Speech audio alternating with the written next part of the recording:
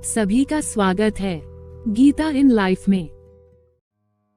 आज के समय न जाने लोग कैसी कैसी चिंताओं, विचारों और दुखों से घिरे रहते हैं और मानसिक तनाव में अपने रिश्ते, नाते, व्यवहार, परिवार और यहाँ तक कि अपना स्वास्थ्य तक खो लेते हैं।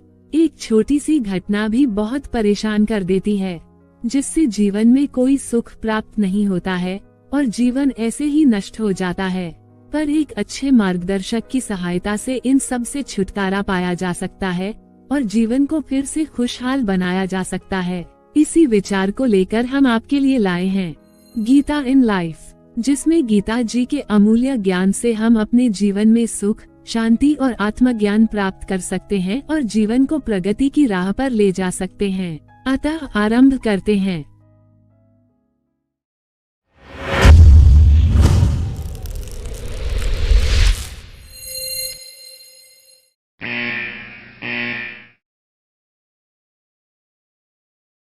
संजय उवाच दृष्ट्वा तु पाण्डवानीकं व्यूढं दुर्योधनस्तदा आचार्यमुपसंगम्य राजा वचनम ब्रवीत।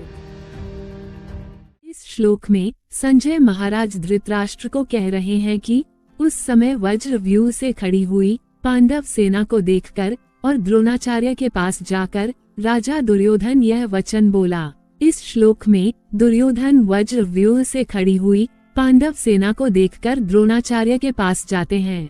आखिर क्यों? उन्हें तो पितामह भीष्म के पास जाना चाहिए था, क्योंकि वे ही सेनापति थे। सेना को लेकर रणनीति सेनापति ही बनाते हैं, जो उस समय द्रोणाचार्य नहीं थे। फिर भी दुर्योधन द्रोणाचार्य के पास ही क्यों गए? क्या इसमें दुर्योधन की कोई चालाकी थी? दुर्योधन को लेकर यह बताया जाता है कि वो एक मूर्ख व्यक्ति था और बिना सोच विचार के कार्य करता था, पर ऐसा नहीं है। आप उनकी चतुराई आगे के श्लोकों में देखेंगे। कोई भी व्यक्ति इतना भी मूर्ख नहीं होता है जो अपना बुरा सोचे या अपना अहित करे। हर व्यक्ति अपने फायदे के लिए ही सोचता है और उसके अनुसार ही कार्य करता है।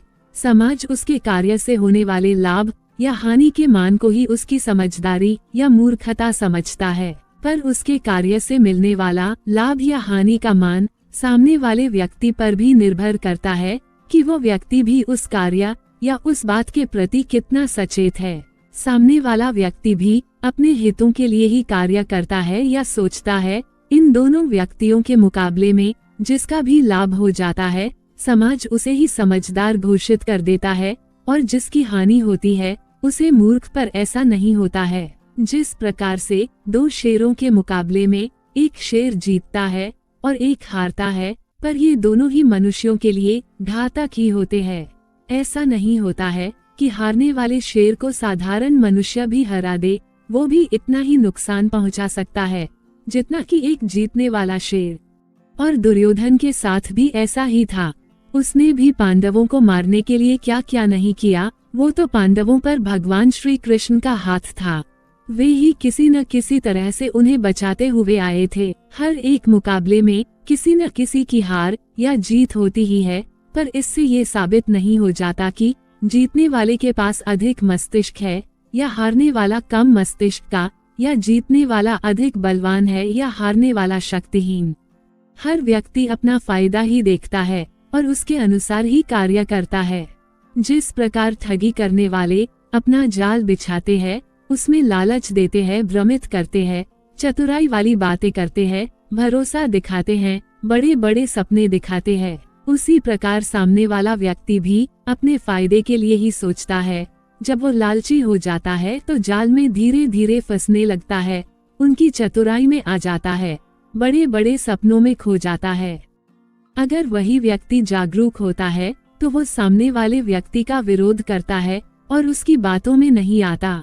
इन दोनों ही परिस्थितियों में व्यक्ति अपने ही फायदे के लिए सोचता है और उसी के अनुसार ही कार्य करता है। जब ऐसा होता है तो इसमें से एक ही व्यक्ति जीतता है, जिसने जाल बिछाया है, या जो विरोध करता है वो कोई भी हो सकता है।